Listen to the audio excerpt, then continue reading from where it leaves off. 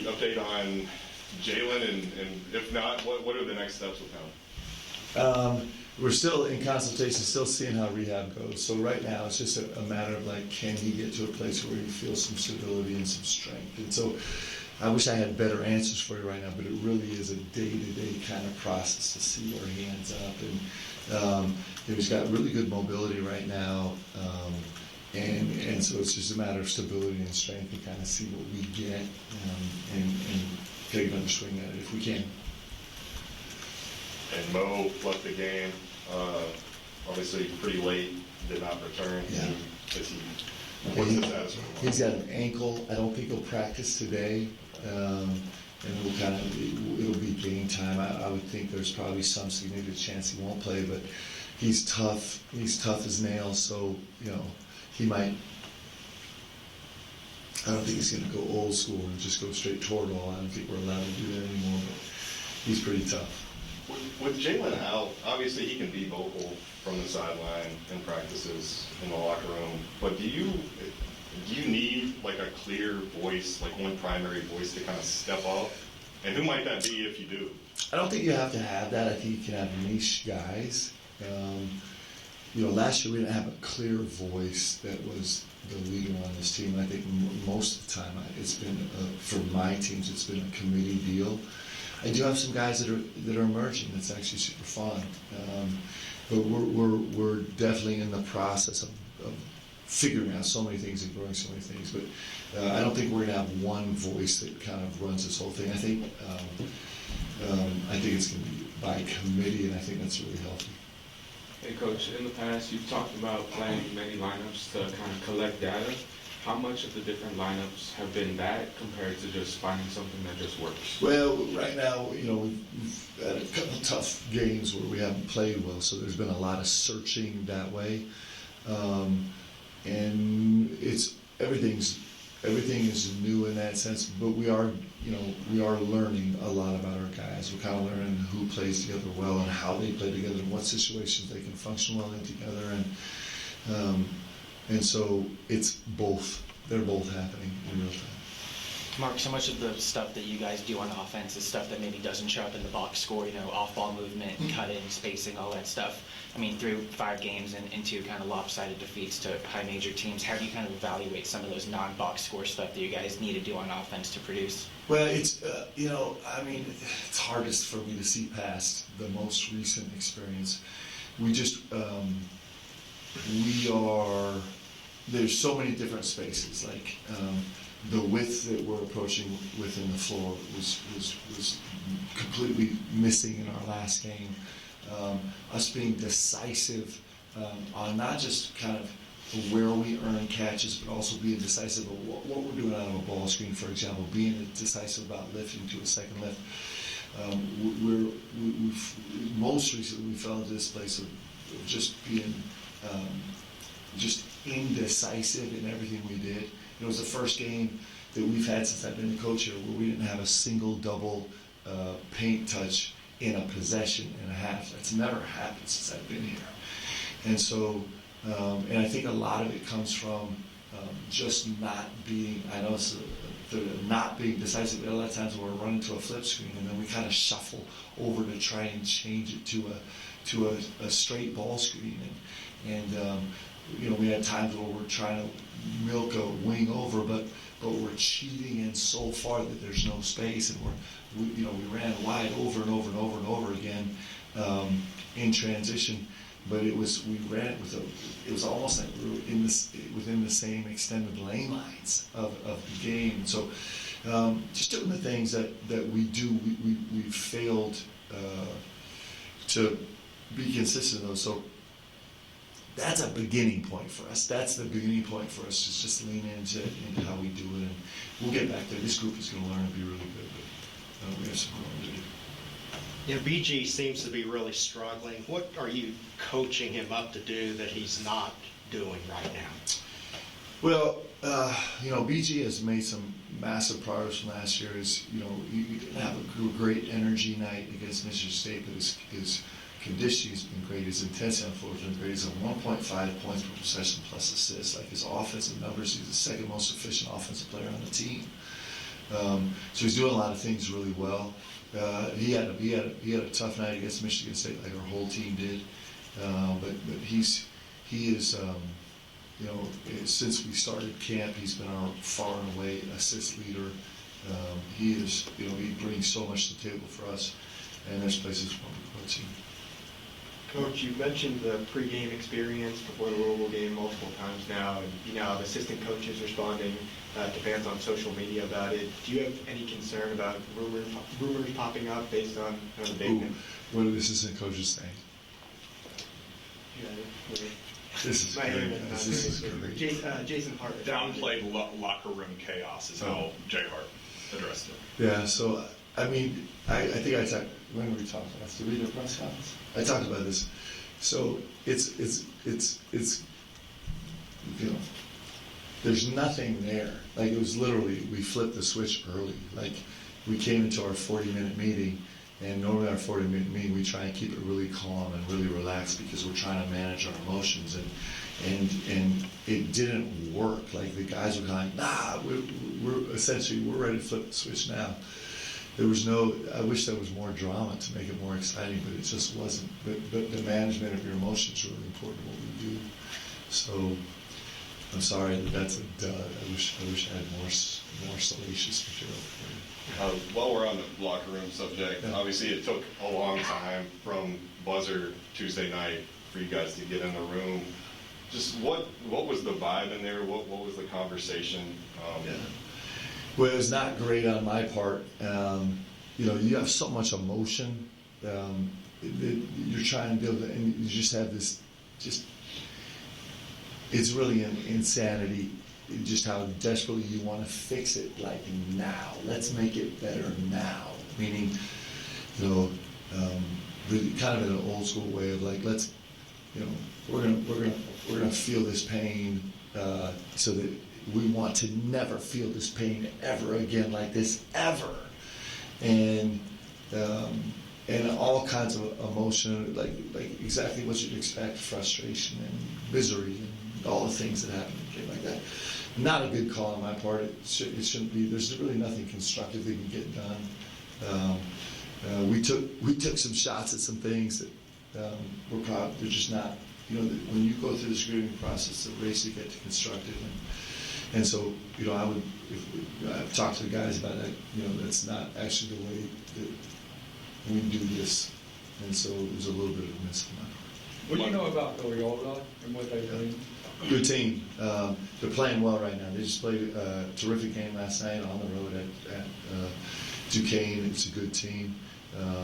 They've changed defenses. They'll give us all different defensive looks. They've had some guys that have been shooting it better and better and better. They had a player that they didn't even know was on the roster that showed up last night and actually played really well. They're a good team. It's going to be a good competitive game. We're looking forward to it. Mark, you talked about Brandon's energy not being where it needs to be. Otega said after the game that his energy wasn't where it needed. How does that happen for vets and guys that are returning for you? Well, sometimes, listen, I mean, sometimes I don't have a great answer. I wish I did. And BG's, like I said, BG's been tremendous. It wasn't a great night for him against Michigan State. You know, that's you know, we've been practicing hard. I don't think that's a contributing factor to our energy in the games, but it could be. You're always wondering about conditioning. You're always wondering about timing and travel and schedule. You know, trying to fine tooth comb those things a little bit. You know, I don't have a great answer for that exactly. You know, when you look at we're doing a breakdown now of everything. We have sprints per minute, and we have accelerations per minute, and accelerations over the whole game, and change of direction, and you know, all the data we have. You know, it wasn't so much. I didn't feel like Michigan State, our guys didn't play hard. I actually didn't feel that. I felt like we didn't play us. We just broke down in the way that we play. And so then I think sometimes some frustration comes into it where there's a distraction from it. And so I don't think, I think that's a little bit of, it's like as coaches, we want to go into the locker room, like, we got to play harder, which is, you always have to play harder for sure. We got to work harder. Yes, we always have to work harder. Those are actually, every single team says the same thing every single time they lose, and it actually doesn't change. There's always going to be a team that loses and always a team that wins. And so it's a nice emotional reaction that might make us feel better. It might be therapeutic in the moment just to lash out. It's what we do, but it's actually not constructive. And so I do think we have been distractible for sure. And that's a space where we have to make massive grounds. Our guys are working hard. Our guys are trying to compete. Our guys are, I don't see that as a massive issue. Mark, I think you talk about, feedback you got from NBA, the evaluation about they want to see him being more consistent three-point shooter. He mentioned that's a goal for him. But do you think that's maybe been a detriment right now because maybe he's forcing it too much instead of just kind of letting the game come to him offensively? I think it's the same for all of us when we're hungry to grow. It's how we grow. And it's complicated, actually. It's complicated for us as a coach. I want to, we're always trying to throw in some new wrinkles. Like one of the, I'll give you a real world example. So last week we spent way less time in preparation for Michigan State, kind of reviewing and perfecting our secondary offensive options. And we spent a lot of time growing our play call list and kind of the nuances of some new actions. It was a big time miss for us because we were really dysfunctional in our secondary offense. And so as you grow, you don't want to grow and lose what you have. You want to grow and add to what you have. And for all of us in life, that's a complicated process. As you rarely strike the chord exactly right, you kind of take 2 steps forward, 1 step back, 2 steps forward, 1 step back. And so that's the same for all of our players. All of our players are here because they're really special, they're really talented, they've done extraordinary things in their career, they have a great skill set. And so the trick is like you're hungry to grow, but you want to grow in a way that you're adding, not subtracting, and that's the growing process. And Ortega's going through that, all our guys are going through it, I'm going through that as a coach. Mark, there is a lot of chatter out there about chemistry issues in the locker room. Can you just go ahead and dispel that? Yeah, I think our guys love each other, they care about each other, they're trying to fight for each other. For every team in America, for every team in the world, for every team I've ever been on, there's always a sense of like this growth. The more you can love each other, the more you can sacrifice for each other, the more you care about each other. Like it comes as you work on it. Like loving is not something that happens. Loving is a verb that you actively do, right? And so I think this group is extraordinary. I think we're going to be great together. We haven't played well. We've had a couple really discouraging losses.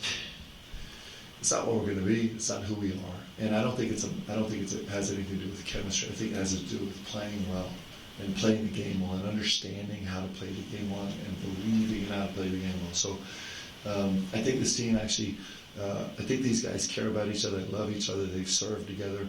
I would say that we have a really special foundation of a team with great chemistry, and we're going to continue to evolve. So I should have said that more concisely, but I don't think that's our issue at all right now. I wouldn't say that's even close to our issue. I don't think that pops up on my radar at all. This is a really special group of guys that are trying to find themselves right now. It's interesting. Again, I'll get back to the low-hanging fruit. We want to talk about, like, we want to we want to paint people as black and white. We want to say that there's some people that are super selfish and some people that just are altruistic and give to the team. That's really does a disservice to everybody, because there's nothing real in any of that. What happens a lot is a guy might come off as making us what we would term a selfish play because he so desperately wants to help his team. That's actually more often the case. And so, you know, it's fun because it's just fun. Like, we need stuff to talk about. We need to have chat, but this is a really good group of guys that really care about each other. They're trying so hard to do this for each other, but sometimes it manifests itself in a way that's exactly the opposite of what you're searching for. Mark, I know obviously the focus is on this year's team, but the early signing period did just wrap up with no commitments or anything like that. I guess just looking forward to next year's group and the high school recruiting landscape, what's your outlook on that front, and how are you feeling about the way that recruits are perceiving your message out there? Yeah, I think we're really excited about where we are. I think we're feeling incredibly optimistic about retaining players, about adding some really special high school players and being ready to transfer portal. I think we feel great about high school students. Coach, we won't get you next week before John Pelfrey comes to town. Yes. He's another Wildcat, and what that means to you, and how much do you know about him? Yeah, I mean, I love Pell. Like, you talk about a legend, all-time legend, great human being, great coaching career, great legacy here at the University of Kentucky, great representative of the sport of basketball. And it's going to be really fun to have him up. I know that BBN will be so excited to welcome him back into this gym. And I have a lot of admiration for him and the way he carries himself. So it'll be fun. We're excited about that. Mark, I've seen your comments about that you woke up in cold sweats thinking about like the way the game last year, Ohio State went. Yeah. And for that game, you guys did wear suits. And I'm talking Yeah. about this game, but what's the reason you went to quarterbacks? Well, was that like trying to take like This is a good question. take pressure off the team because suits are too formal? No, it's a good question. Because I'm really not I'm not into that stuff. But in this case, I'm like, man, that was such a debacle last year. I just got to try and change up something. But didn't give us a better result. And maybe it's me and MSG right now for the last 2 years. I can't wait to run that back and fix it. Mark, have you been able to find like a common denominator in the big first half deficits? Yeah. Seemingly after the game starts pretty well. Yeah. For you. It's kind of been a little bit of a 10-minute breakdown. Somewhere in there, 8 minutes in, 10 minutes in, 12 minutes in. It's a tiny sample size, so I don't know how much staying power it's going to have throughout the course of the season. I do think that I do think in both games we've been frustrated with our effort defensively, our focus defensively, not our effort, but our focus, our ability to focus on kind of defensive assignments and doing what we do. I'll be honest with you, Michigan State, they're a great team. I didn't expect them to beat us that way, shooting 50% from the three-point line. That was a miss on my part. I didn't expect that their starting four and their backup five would be a perfect 4 for 4 from the three-point line when they're shooting 25% and 20% on the season so far, or 0% in live games. And they were not unchallenged shots. They're starting to and back up to it, been shooting, in the low 20s and both, together we're near 50%, averaging 5 points a game, and ended up scoring 28 as a 10. I didn't expect them to shoot the ball that well, but that happens sometimes, and we still need to cover there. So that was a huge credit to Michigan State for putting that game together and actually coming in and banging shots and being aggressive about it. And Louisville was a much different vibe, right? They made some shots early, but that's kind of who they are, and that's what they've been. It's kind of what they're expected to be. So I think the defensive part, and I do think that we've had some offensive slippage massively after the first 8 or 9 minutes. That second 10 minutes has been tough for us offensively, and I don't know if it's the wear and tear of the game or if it's the distractibility, but we kind of lose the simple principles that are so important to us about our bigs getting inside 3 to their spots, about us waiting in the deep corner, about us playing the width of the floor, these very fundamental things about us getting to the second side, about us continuing our hard cuts, about us getting a nice variety about sides of the floor. about us being really decisive in our ball screen actions and not being probing, where our big is actually setting one screen and rolling hard into a court tot or a late seal or a roll dunk, instead of kind of like we're setting and backing away in this really weird space where we kind of lose our decisiveness. So, I mean, there's a lot of things that are contributing to it, but yes, in those two games, that was very similar, and the second 10 minutes were tough for us. Do a call. Was that game the fewest amount of actions, as I think you referred to them? Yeah, it was really interesting. We got really stagnant. It's just not who we are. And again, I think it's, it's the question is not the interesting conversation is not that we did. I mean, that's clear and obvious. The question is why.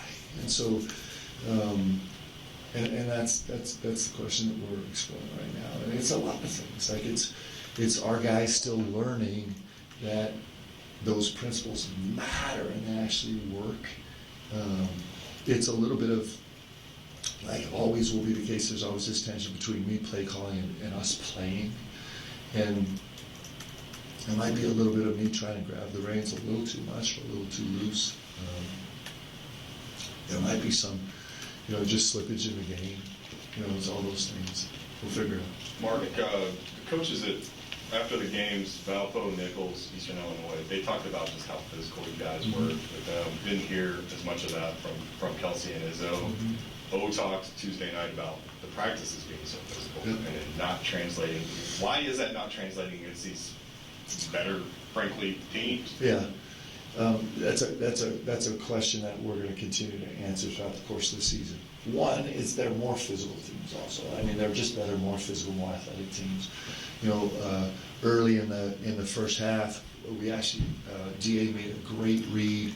They're a quick show team, and so he jabbed off the ball screen and hit the corner because they're also a high gap. It'll take it, drives baseline, and goes to dunk the ball and 55 made an unbelievable play at the rim. It was probably not the same play that somebody else is making. So just as one of 1,000 different examples. So that's part of it. It's really good teams and really good competition. Part of it's really early in the season. We're still in the process right now of massively kind of relearning ourselves from early in the season. And so it's all those things. Listen, we have a good squad, guys. This is a good group, and I have an unbelievable amount of confidence that we're going to have a great season. And I also know for a fact that we have an extraordinary amount of work to do. This is the best stuff actually for me. I know there might be some consternation out there, but I love it, man. I love it when you got to dig in deep and find your way through, and where guys are like forced to really not just look at each other, love each other, but lean on each other and count each other and have each other bail each other out. Like, this is the great stuff. And we have guys that are going to be able to accomplish great stuff. So now it's a process of scraping ourselves up and going and doing it. It's pretty cool. Mark, I want to ask real quick about this report from the NCAA this week. They published that more than 1/3 of men's college basketball players have dealt with harassment from bettors. How do you try to help your players through that kind of negative potential? We spend a lot of time talking about gambling because it's a dangerous. It's so accessible now. It's almost like it's accessible where you don't even know it, right? And it's so it's really important to us. We met with the team multiple times talking about this, and that's also a part of it. That's a part of it that the guys can't control. Just like all of us. If we win by too much or win by too little, there's going to be somebody that just is paying a massive price for it, and their emotional outburst might feel like my emotional outburst for 45 minutes in the locker room after the game at Madison Square Garden. And it's just a real thing. But that emotional outburst, it can sometimes be really violent, really scary, so our guys know that if they get something that's over the line, that they need to bring it to us and talk to us about it, and we need to push it up the chain. But in a larger sense, we're going to be good as long as we can keep kind of our noise in the locker room and not spending too much time on the noise outside the locker room. It's really important both ways when you're winning big and we were struggling a little bit. And so it all falls into the same category of our guys being disciplined as they could possibly be about what they're letting. Thanks, everybody. Okay, thanks, guys. Have a great day. Thanks, Mark.